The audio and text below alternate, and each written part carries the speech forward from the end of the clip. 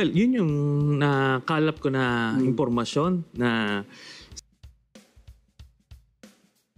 si Bato de la Rosa, siguro within the next few months, may issue siya na warrant. And then, hopefully sabay or probably just a little later, si Bongo.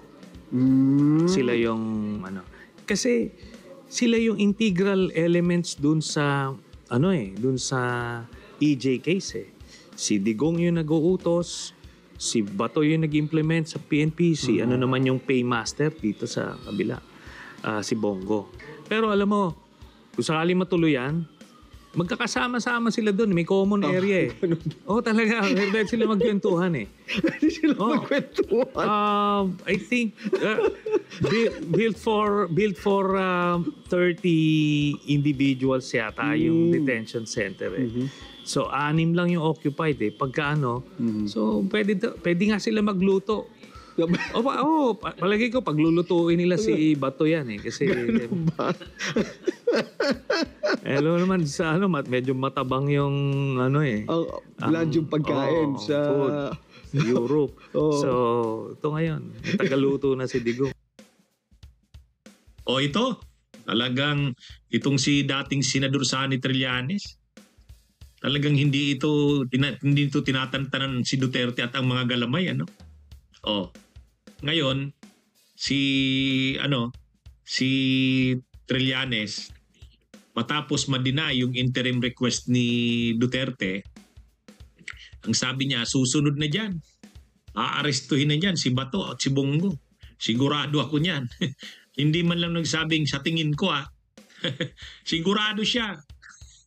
Sigurado daw siya aarestuhin si Bato at si Bongo. Si Sara hindi niya pa raw sigurado, pero si Bato at si Bongo sigurado siya. Sabi ni Trillanes, kasi nakita niya na yung galing siya ng ICC sa Dahig. Nakita niya na daw yung mga dokumento niyan. At talagang posible na lumabas yung arrest warrants dito kay Bato at Bongo mga first quarter o mga unang bahagi ng 2026. Hindi nakakayanin ngayong 2025. Pero sa 2026 sigurado daw yun. Ayon kay Trillanes. Kasi yung papel nila Bato at nila Bongo sa mga kaso ni Duterte kinakaharap ay malinaw. Doon sa mga kaso sa Davao, siyempre involved si Bato, involved si Bongo doon. Yung naging presidente si Duterte, involved na naman si Bato at involved si Bongo doon. Paano na involved si Bato at Bongo doon sa Davao? Ay si Bato na yung chief of staff ng Davao noon. Chief of staff, chief of police. Kaya yung mga sinagawang Davao Death Squads, yung mga pagpatay sa Davao, yung mga pinagmamalaki ni Duterte na pinapatay ang mga kriminal. Kaya tahimik daw ang Davao. Si Bato ang kanyang chief of police doon. Kahit nung si Sara Duterte ang mayor, chief of police pa rin si Bato. At si Bongo naman, alalay ni Duterte. Kaya yung mga order ni Duterte, saan dumadaan? Sinong kasangkapan niya doon? Tagadala noon, taga-relay ng mensahe, taga-bigay ng reward. Si Bongo. Nang naging presidente si Duterte, ganun din. Chief of police, ay PNP chief na si Bato. Pinatupad yung organizational policy ng Tukhang. Yung pag-liquidate sa mga high-value targets. Pinangalanan na si Bato. Pinangalanan na si Bato sa mga dokumento ng ICC. Sinabi na yan ng mga abogado, nandun talaga ang pangalan ni Bato. At itong si Bongo, ayun, nandun na si Ruy Nagarma eh. Pagka-deny ng political asylum ni Garma sa US, tinurn over ng US authorities, pagdating dito sa immigration, dinala ka agad sa pinayagan si Garma na makapunta ng Malaysia. Kasi nandun na yung mga ICC naghihintay. Pagdating doon sa Malaysia, kinuha ng ICC, dinala na sa ICC. At kinumpirma yan ni Trillanes na nasa ICC na si Garma. Si Garma, ang damaging niya na testimonya tungkol sa drug war ni Duterte, si Bongo. Kasi ang sinasabi ni Garma doon nang nag-appear siya sa kamera, ang sinabi ni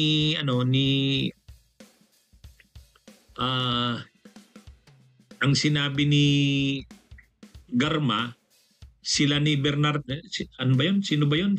Yung ano? Yung kanang kamay niya na colonel din na sinama niya pa sa PCSO. Sila yung nag-implement nung yung template ng Davao Death Squad, ginawa yun sa national level at sila Garma yun. Ang nagbibigay sa kanilang order galing kay Duterte, si Bongo. At kapag nagawa na yon, ang nagpapadala ng reward sa kanila, si Bongo pa rin. O kaya malinaw ang involvement dito ni Bato at ni Bongo. Kaya sabi ni Trillanes, yan, susunod na yan. Kahit si Attorney Chrissy Conte, sabi ni Attorney Chrissy Conte, si Bongo ay si Bato, kahit hindi pa na didesisyonan yung issue ng fitness for trial. Kasi si Duterte maraming issue. Una yung fitness for trial. Nire-raise na issue ni Kaufman na hindi fit si Duterte na mag-stand sa trial. Pero sabi nga nila Attorney Chrissy Conte, yung mga abogado, accredited lawyer ng ICC para sa mga biktima, ibang issue naman yung kay Duterte yung fitness for trial. Si Duterte ay akusado. Si Bato, lalabas din yan sa mga akusado. So, separate si Duterte kay Bato. Magkakasabwat sila, pero kahit may mangyari kay Duterte, anuman mangyari kay Duterte, hindi naman ibig sabihin na matitigil na yung kay Bato. Kaya nga kahit na-grant yung interim release si Duterte, hindi naman ibig sabihin na si Bato damay doon.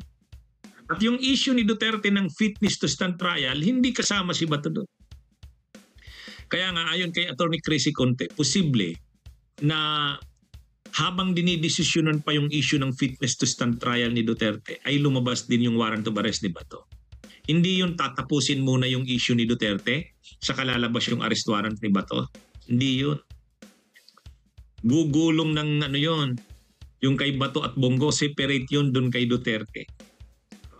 Kaya yan yung nilinaw ng mga lawyers.